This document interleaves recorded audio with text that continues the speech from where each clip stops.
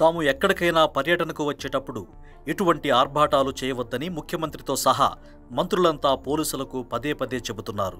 అయినా వారి అత్యుత్సాహం 30 మంది విద్యార్థుల బంగారు భవిష్యత్తును బుగ్గిచేసింది. డిప్యూటీ సీఎం పవన్ కళ్యాణ్ వస్తున్నారంటూ పోలీసులు విశాఖపట్నం జిల్లాలోని పెందుర్తిలో ట్రాఫిక్ను నిలిపివేశారు. అలా నిలిపివేయమని పవన్ కళ్యాణ్ చెప్పారో లేదో తెలియదు కానీ అదే ట్రాఫిక్లో జేఈఈ పరీక్షలకు వెళుతున్న 30 మంది విద్యార్థులు చిక్కుకుపోయారు. ఆలస్యంగా పరీక్ష కేంద్రానికి చేరుకోవడంతో వారిని పరీక్ష రాయడానికి ఉన్నతాధికారులు అనుమతించలేదు.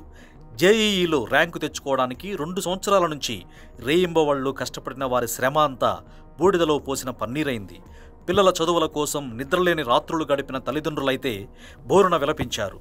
పవన్ కళ్యాణ్ ఈ విషయంలో జోక్యం చేసుకుని కేంద్రంతో మాట్లాడి ఆ 30 మంది విద్యార్థులకు పరీక్ష రాసే అవకాశం కల్పించాలని ఇతర విద్యార్థులు కూడా కోరుతున్నారు.